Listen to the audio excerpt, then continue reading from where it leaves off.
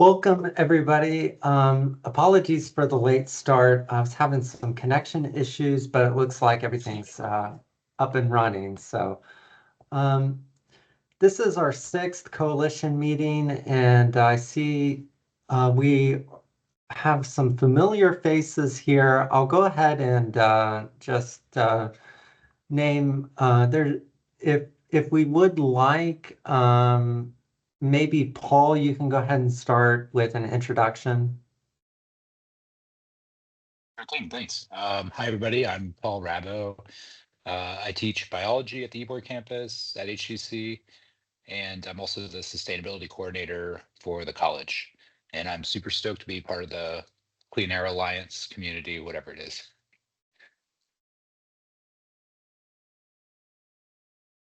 All right. Well, thanks, Paul. I also see Dr. Amy Stewart with USF and Serena Eccles with USF, who are project partners, and excited to hear a little bit more from them later on. I know Brian Knox has been with us in our meetings in the past. Brian, would you like to introduce yourself, including the organization you're with? Sure thing. Hi, my name is Brian Knox. I'm with the City of Tampa. I'm a part of the City Planning Department, and I'm the Senior Forester Examiner there. Well, wonderful. And I know Amy and Serena are familiar faces to everybody, but maybe Dr. Stewart and Serena, if you'd like to introduce yourselves as well. Sure. Hi, I'm Amy Stewart. Happy to be here again and happy to see all of you. I have been involved in this Community Air Monitoring Network project for a few years now, and it's really a great partnership, and I enjoy being a part of it. Thank you. Wonderful. And Courtney Wright?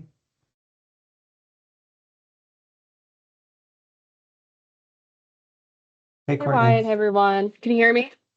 Yes. Okay, perfect. I had to put my headphones in. Hi, everyone. I'm Courtney Wright. I am the Senior Sustainability Planner with the Tampa Bay Regional Planning Council. I am the project manager of Clean Air Tampa Bay. So Ryan and I have been partners for a while doing clean air stuff. So I'm excited to be here. Well, great to have you. And I see Mr. Jim Shirk.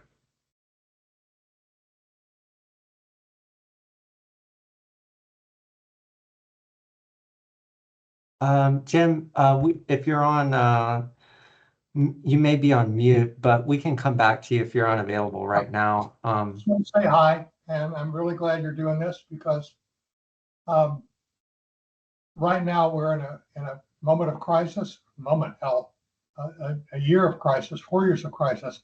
We're only going to get out of it if we really work at it. So thanks for being a leader and getting citizen activism going. Thanks. Bye. Well, thank you, Jim. I see Lama. Hello, everyone. This is Lama Al-Fassi. I'm with Hillsborough County Principal Transportation Planner. Thank you for everything you're doing. Wonderful. And this is a new face and name, maybe Joshua Cheney.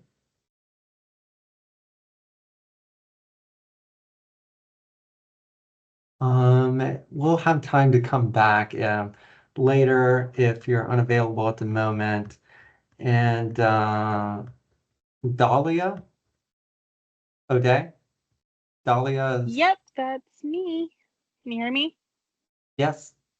Yes. Okay. So I also work with Mama with Hillsborough County Community and Infrastructure Planning. But my background is in public health, and that's why I'm kind of here today. So thank you for having me. Yes, absolutely. And last but not least, well, actually, almost not last but least, but Michelle Jenkins with I'll let her introduce herself.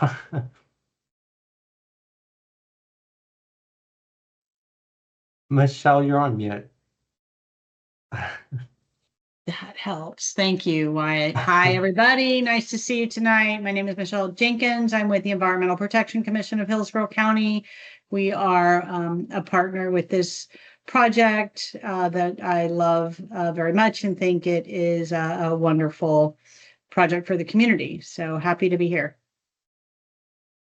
Absolutely, great to have you. And my name is Wyatt Birchall. I'm with the Hillsborough Transportation Planning Organization, and my colleague and supervisor on this project is also here, so I'll let him introduce himself. Sure. Wade Reynolds, I head up the multimodal team with the TPO. Nice to see you all. All right. Well, thanks again, everybody, for being here.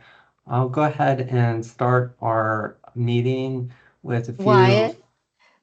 Yeah. Serena didn't have a chance to introduce herself, if you don't mind having her do so. Absolutely. Yes, Serena. Hi, everyone. My name is Serena Eccles, and I am currently a graduate student at the University of South Florida in public health and in anthropology. And I've been working on as a great partner in this network since last year, so about a year and a half, and it's great. And I'm so happy to be here. Serena has been really a huge help in this project in so many ways, particularly with community engagement and also in site establishment.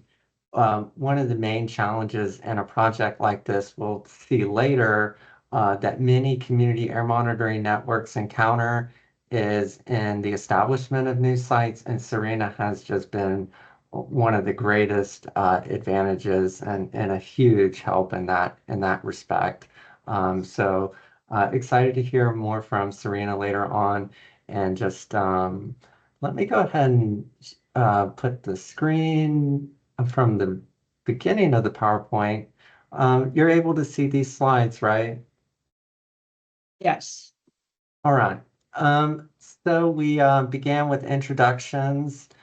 I also wanted to, maybe if it's your first time joining us, the coalition is really open to all, and it's focused on the community air monitoring efforts in Hillsborough County. And obviously the community air monitoring network is pretty central to that all.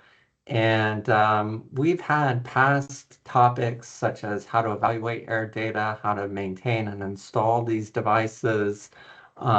We've had a variety of different topics that we've addressed, and they're all located on our project webpage. If you're ever interested in going back, you can see the recordings or the past presentations, along with a lot of other resources that we've put together. And as I mentioned briefly, this is our 6th meeting. We meet quarterly. Our format varies. Sometimes we meet in person. Sometimes we do a hybrid meeting format. And of course, this evening we're all virtual. So that's pretty brief overview, but the coalition is really a great way for us to have an open forum and all meet in one place and kind of share thoughts on this air monitoring effort in the county. So since we last met on May 8th, there's been a couple of different updates, one of which is that this project was recognized by the American Planning Association's Florida chapter for excellence in the grassroots initiative category. And so we're just incredibly grateful and proud to share that recognition with our project partners at the Environmental Protection Commission of Hillsborough County, of course, the University of South Florida, Tampa Heights Junior Civic Association, as well as all the community groups that help make that happen. On the screen, you can see a lot of different engagement and outreach opportunities and site installations. Serena, did you want to share some highlights from these? Yes, I would love to. And so, a part of our community air monitoring network is installing the sensors, but also doing education. And so some of these photos, you can see myself doing some environmental education with the Tampa Heights Junior Civic Association, which is also a partner on this project, which is great. And then you also see some of our community partners helping us do installations. So we've helped train some of our community partners in some installations. And then we also do outreach events. So we were at the Clean Air Fair, and then we were also at New World Tampa for one of their community events. So it's not just about having the sensors out, but it's also about like education, trainings, and outreach, and getting our partners involved as well.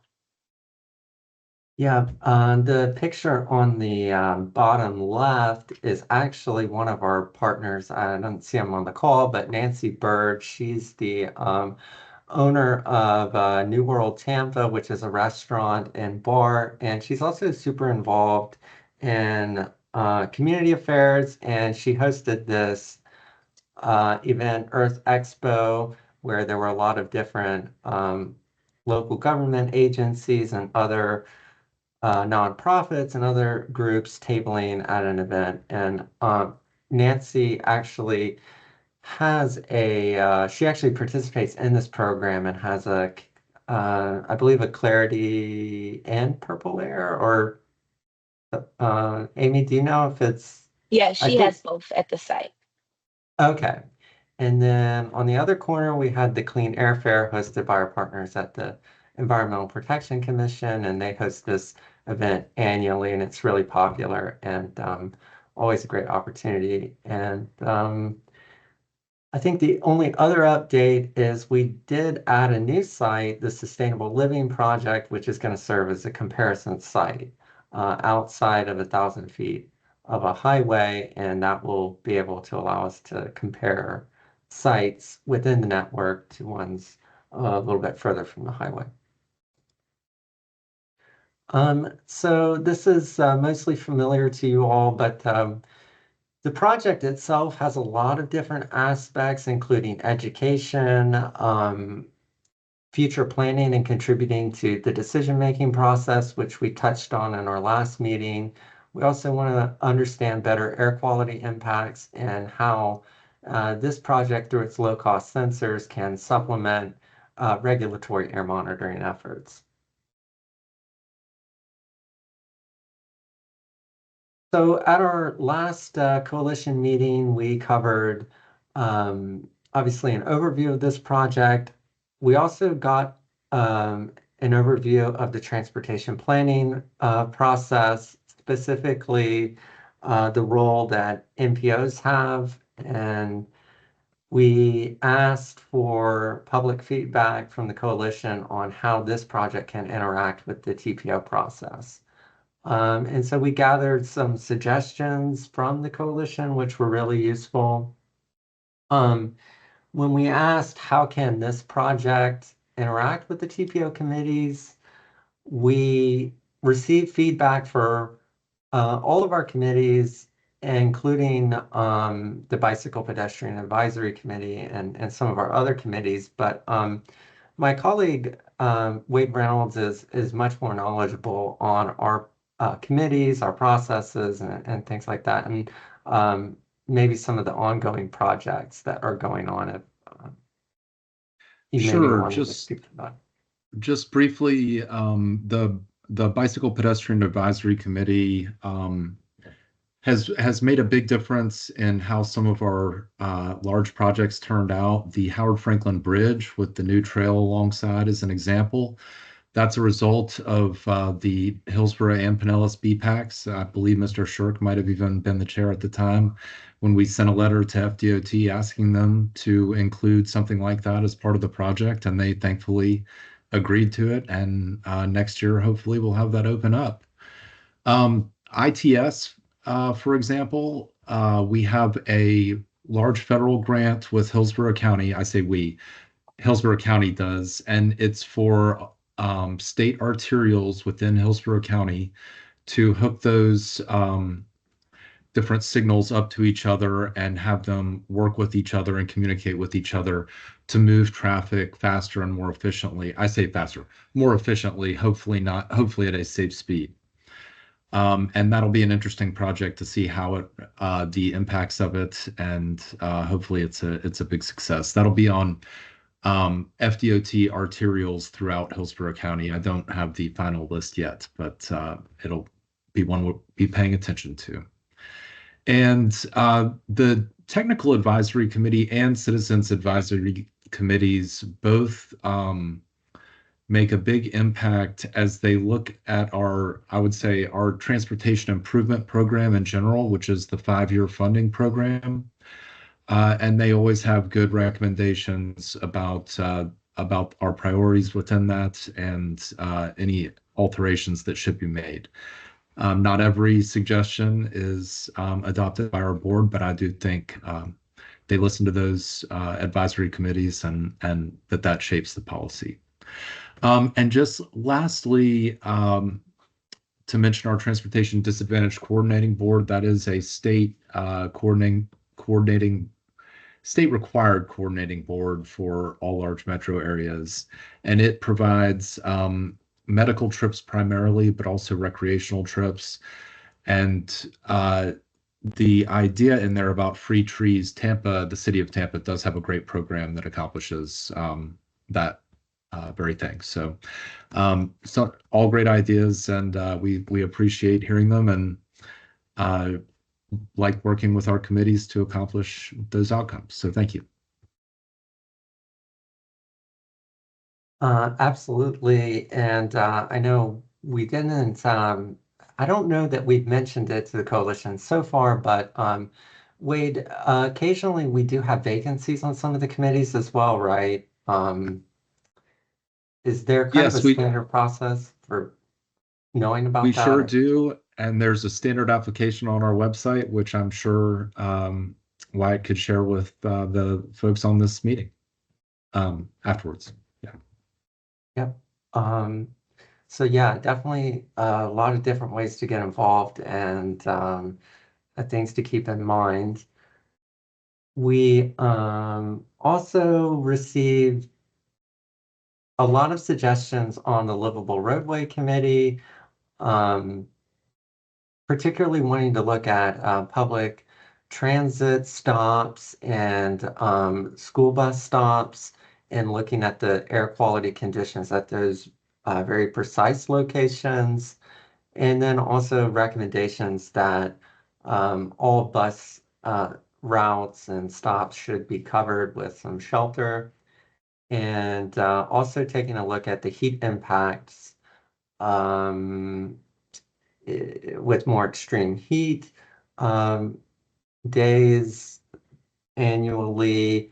I did want to share, when I stop presenting, I'll share a link to the City of Tampa has a really good extreme heat playbook. And there are a couple different projects in there that they mentioned that may be of interest to those on this call. So I'll share that link with you all. And then, of course, good cooperation with some of the existing advocacy groups, such as Walk Bike Tampa. So kind of building upon that relationship that we have and always keeping an eye out for what information can be shared. So all great feedback that we got from our last meeting. We kind of want to build on that both during this meeting and in future meetings. But that's pretty quick summary of what we got from the last meeting. I will go ahead at this point, turn it over to Dr. Stewart to give us a presentation on our next agenda item. And do you have the slides pulled up, or would you like me to pull them up? I'll pull. I have them pulled up. It might be easier because then I can progress them Okay. with the animation. So.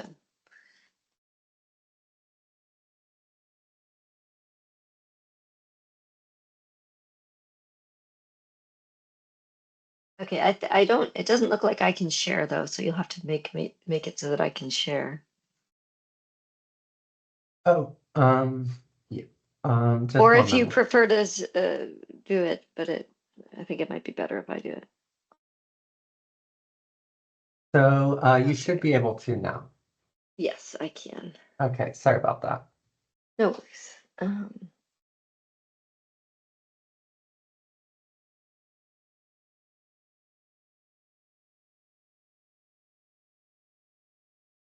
All right.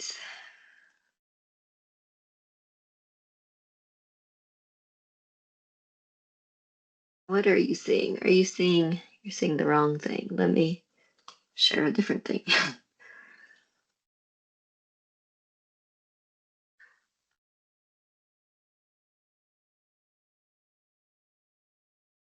There we go.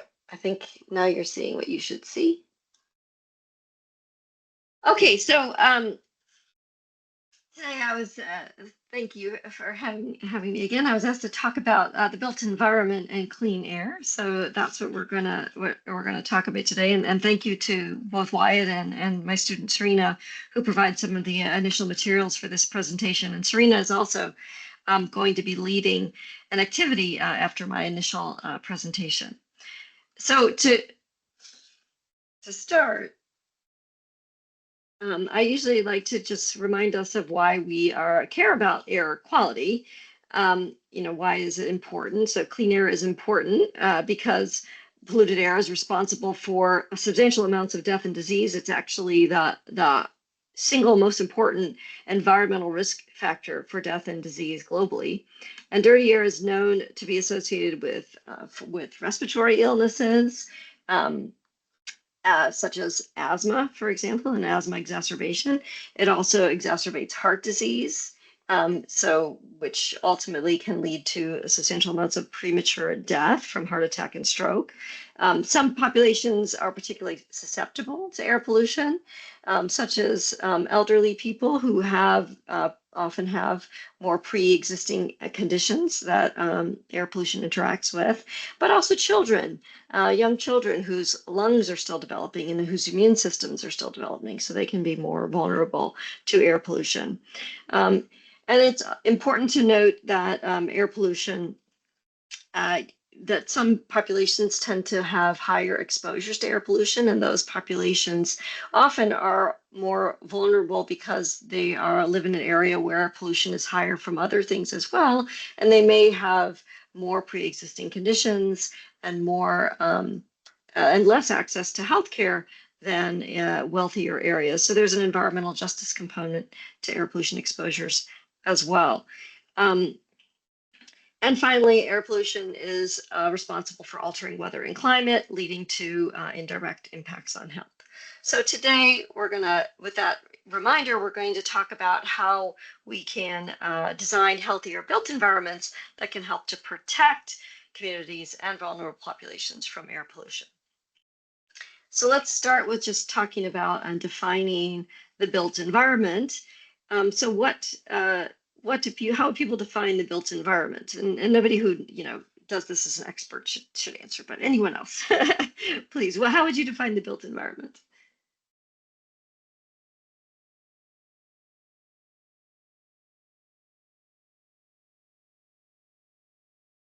All right, well, I'm not hearing anything. I'll just go ahead. So the built environment, human-made surroundings where people work, live, and interact. And so that includes, things like roads, housing infrastructure, parks, industries, schools. And the built environment, today we're going to focus on how the built environment impacts air quality and how the built environment can help promote clean air. So another important term that is related to this is urban form. And urban form defined as how communities are structured and how land is used. And so, for example, some common contrasting forms that come up when we talked about air pollution on the urban scale are things like urban sprawl versus compact mixed use development. And and as a schematic of that, this is an AI generated schematic, kind of comparing these ideas of a kind of more sprawling community with large roadways versus a community that has some concentrated areas of large buildings and more compact mixed use. And so so some of the things how this may impact air quality is that urban sprawl can lead to longer commutes, right? So you need to go farther in order to be able to get between activities, and usually is associated with more car dependency. And once there's more car dependency, then there's more emissions of air pollution, leading to higher concentrations in the air. Compact mixed use development tends to encourage walking, encourage transit, therefore reducing emissions of air pollutants. But there's always a balance on some of these things. Compact mixed use development can also, if you have emitting vehicles nearby, for example, it can lead to higher exposures in areas where there are vehicles. So there is a balance there. Then, some other aspects that can be important in urban form that impact air quality are zoning, zoning or basically partitioning the city into different areas, allowing for different uses. Zoning can be helpful, but by separating people from pollution sources, like in polluting industries or from large traffic zones. How can it be helpful? Well, basically separating people from the pollution, and the further away that you get from a pollution source, the lower the concentrations will be. But that can also lead to then more sprawl and more miles that you have to travel to get from one use to another. Another aspect of urban form on a much smaller scale is the concept that can affect air quality, is the concept of street canyons. So street canyons are basically between very large buildings. So, compact areas might have large buildings, and they'll have canyons between these large buildings. And those canyons can be places that can trap pollution. So the concentrations can get higher in those canyons, leading to higher exposures to air pollutants, depending on the dispersion patterns. So how we design our communities at multiple scales can also affect how much pollution is generated, how much you're driving, therefore how much pollution is generated from the driving, how much pollution is present, and that's about how does the urban form affect dispersion and the dispersion of pollutants or the concentration of pollutants, and then who is exposed. Are there uses close to where people are living, and who is getting exposed? So it can affect all of these things. Oh, and the one last thing I meant to say was about the urban heat island effect. The other aspect about urban areas is that they tend to have lots of dark pavement, lots of things that end up leading to heating of the area in the urban area compared to the nearby rural area. And that urban heat island leads to more reactions that create, for instance, ozone. So that can also increase air pollutant levels. All right, and then finally, I want to talk about, well, not finally, now I want to talk about the aspect of transportation infrastructure. And this project is a lot about transportation, because transportation is a big source of air pollution in urban areas. And as you all know, many of you all know more than I do, right? Transportation is, basically talking about the way people and goods move about between their activities. And it's helpful to think about the different possible choices there are for transportation and how that might impact air quality. And I'm going to try again to ask a question and see if I can get anyone to respond here. But, if we think about modes of travel that we might invest in, how they might impact air quality. So if we start with cars and trucks, investment in car and truck infrastructure, which is the majority of the infrastructure we have for transportation and throughout the US. How do you think that might impact air pollution?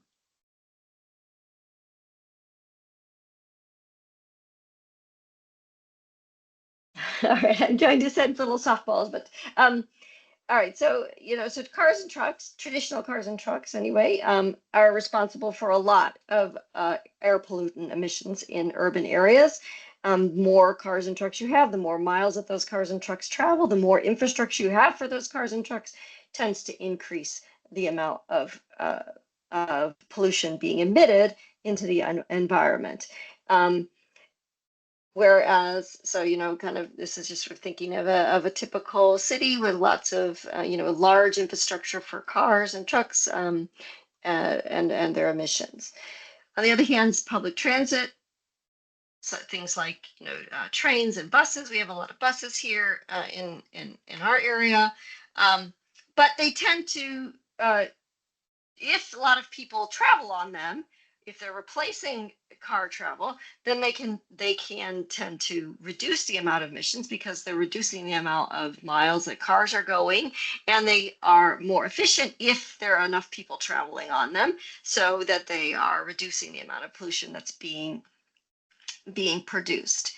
And then kind of in terms of pollution, the best option, walking and biking. Right, so walking and bike, so investing in walking and biking infrastructure is basically allowing people to get through a lot of activity, at least nearby, that really creates no emissions at all. So, infrastructure for walking and biking can help to improve clean air or decrease air pollution in an urban area.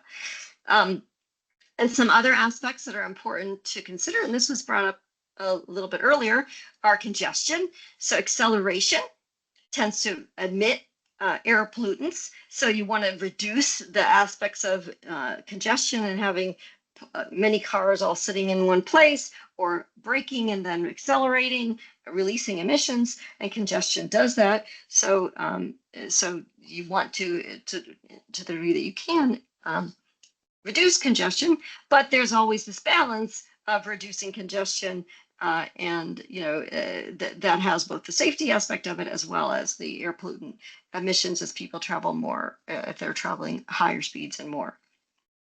And then electrification is another one that we're moving, toward here in the U.S. and around the world. What does electrification do? Well, if we're electrifying our vehicles, we're removing the pollution from where the people are. So we're, the electricity is created, that can be done, at a power plant, a natural gas power plant, for example, that does produce some pollution, but that pollution is far away from where individuals in the city are, so you're reducing exposure to air pollution. Or if your electricity is created through things like solar power or wind power, then you are not creating anywhere near as much emissions to create that electricity. So electrification, investment in electrification, reduces exposures to air pollution and helps to create clean air cities. And then my final slide here is about green infrastructure and how green infrastructure can impact air quality.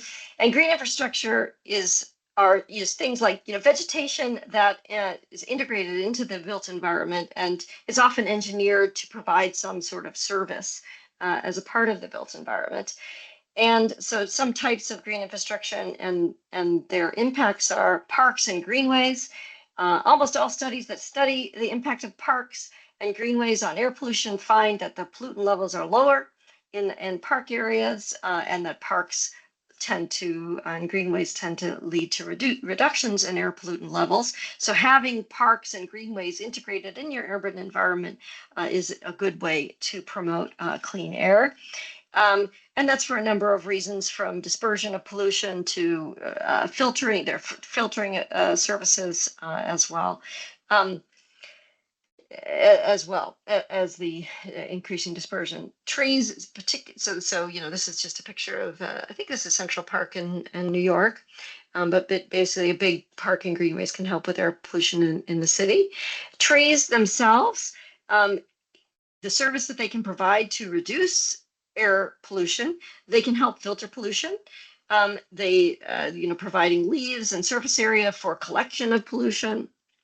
They can they have impacts on dispersion of pollution. However, there is some, it does depend on the type of tree. Trees can be a source of allergens. Trees are sources of pollution, like isoprenes and the terpenes, where that can interact with nitrogen oxides from vehicles and lead to ozone. So trees you have to think about them carefully and how you integrate in the built environment so that you get the most out of the service they provide without having them be a source of pollutants. They also provide shade. Shade reduces the urban temperature, reduces the heat island effect, reducing pollutant emissions, so providing shade is a good, and what trees do to provide shade is really has a good service. And then, but there is also kind of the caveat that trees in street canyons and these big street canyons, they can actually help to trap pollutants and make them higher if the roadway that they're on is high emitting. So thinking about where and how to put trees in your urban environment does require some balance of the positives, the many positives you get from trees, but also, wanting to put in low emitting trees that are appropriate for the particular climate of the area. Hedges and green walls are another type of vegetation that are often used to provide a barrier from between, say, traffic pollution and people walking on sidewalks and so on. They kind of help to keep people from being exposed to traffic pollution. They also filter pollutants in the same way that trees do. They provide surface area for pollutant dispersion. They can help to enhance pollutant dispersion depending on the particular conditions. And then finally, green roofs is another becoming popular green infrastructure. Green roofs help to reduce the urban heat island effect, reducing temperatures and therefore reducing secondary pollutant formation. And all greenery in cities really helps with this kind of cooling the city. All right, so if we think about all the different ways that the built environment can both enhance air pollution, but also help to promote clean air, if we want to prioritize an urban environment built for clean air, what are some of the things, the main things we should prioritize? Well, the first thing, we need to think about is reducing pollution at the source. So minimizing travel distances between activities and enabling modes of transportation that don't create emissions. So human scale design is a big way to do that, right? Human scale design allows people to go between activities in a way that they could bike, they could walk, doesn't require a pollution emitting source to be able to get between activities. So we're reducing the pollution at the source. Similarly, implementing for travel that can't be done by bike or by walking, implementing convenient, non-polluting transportation infrastructure like transit can again reducing emissions at the source. So you're not putting it into the environment. Or at least reducing or putting into the environment in a place that's away from people, if it, depending on how the energy is produced, that can really help also to have an urban environment built for clean air. And EV infrastructure is another one, as I mentioned earlier, in this category. The other is separating pollution from people, right? Especially people who are vulnerable to air pollution or who are overburdened by their other pollution exposures. This can be things like, thinking about where you put schools, whether you're putting schools near large freeways, trying to keep things like schools and hospitals away from high traffic areas. Zoning laws that separate pollution from people, but being cognizant of the fact that if you separate things too much, then that creates more demand for travel and potentially more emissions. And then finally, adding green areas and greenery in an appropriate way, working with the forester to determine what the right trees are. But adding green areas because they do a lot of good in terms of reducing pollution in our cities. Okay, so that's the basics of kind of the priorities for built environment. Some other strategies we didn't really talk about that can help to build clean air cities. Stricter air pollution laws and controls. We have air pollution laws and controls. They can be made more stringent to reduce air pollutant levels. Clean energy building standards also can help to reduce the demand for energy that leads to the demand for energy leads to production of pollution from energy generation. Things like clean air, air cleaning and filtration have been discussed. We do that a lot when we talk about improving indoor air quality. We use air cleaning and filtration. It hasn't been found to be particularly practical for an outdoor environment.